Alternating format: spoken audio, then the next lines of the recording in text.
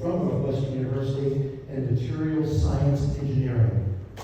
She's currently working for the Boston Consulting Group. She lives in Chicago, and she works out of there. She's had numerous speaking engagements. That's how I knew that she does this. And I've heard her speak via YouTube, and she does a marvelous job. On Tuesday, especially for ladies, she's going to be one of our speakers, and she will speak on women in STEM fields. And I strongly encourage not just girls, but guys too, to attend that talk and to learn a little bit. Because I'm looking over the room, and we need a few more girls here. We need to become more diverse. Amen. So, without further ado, I'd like to introduce keynote speaker, Dr. Kavi.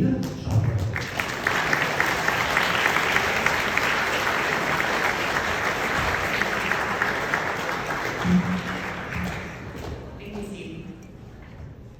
Welcome to DC, Mathletes. It has been 2-3 years since we've actually seen each other in person, so I'm so excited to be here. I was walking in with my dad, and this is the best memories I have from high school. So enjoy the time away from your parents. So I actually did nationals 15 years ago, and I'm going to paint a little picture of what 15 years ago looked like. I used dial-up internet. The iPhone had not been released, and Facebook was the only social media platform out there. So you might be asking, what can this very old, somewhat decrepit lady relate to you on at all?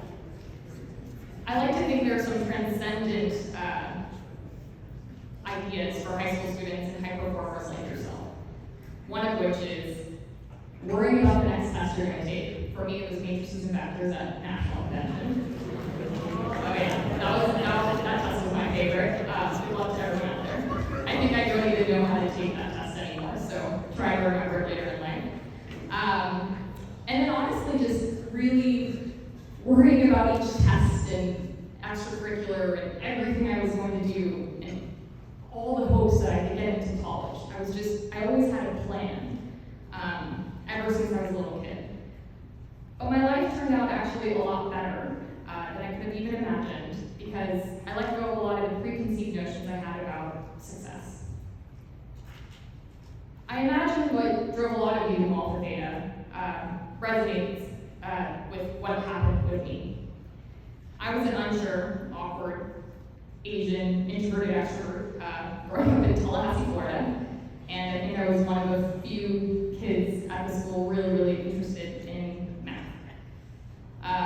And it was very comforting. It was my favorite subject, and maybe like some of you, I liked that there was always an answer, and there was a set of guiding principles that everyone knew was universally true, so there was no subjective interpretation.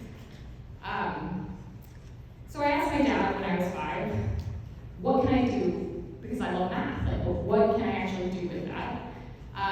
And so my dad answered, well, Kavi, I'm an engineer.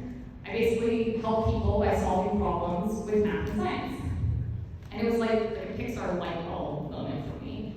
I was like, that's it, I'm hooked, that's what I'm gonna do. And I was a 5-year-old, very precocious. And I said, okay, well, how the heck do I become an engineer? He said, Kavi, don't swear.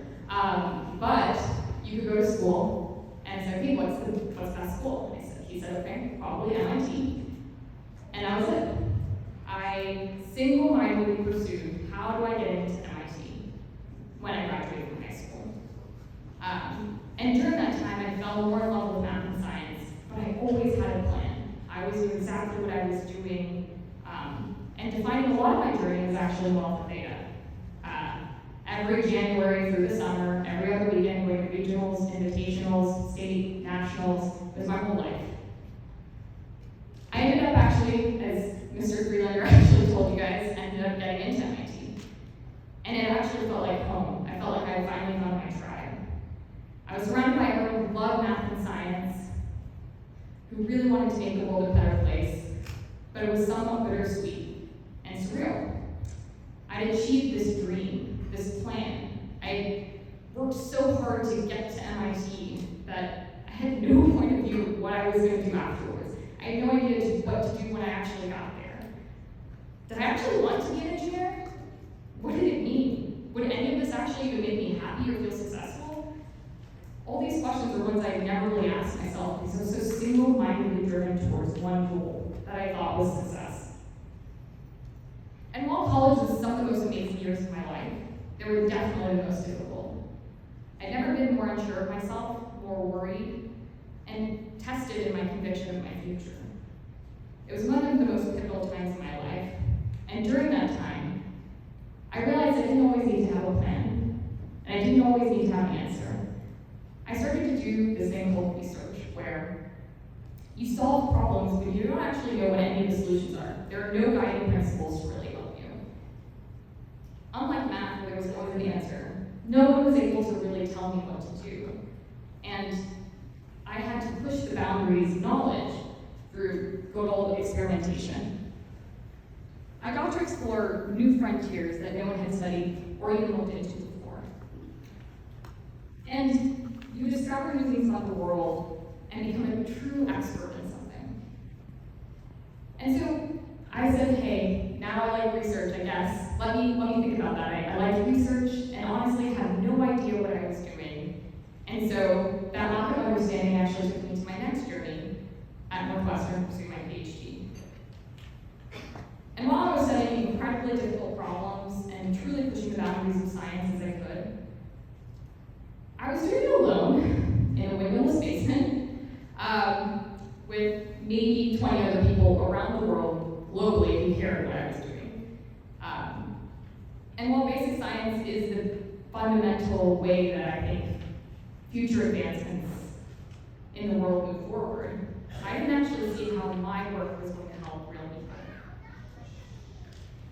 So I started to explore again. What else can I do? I don't have a plan. What am I going to do? I have all this anxiety and stress.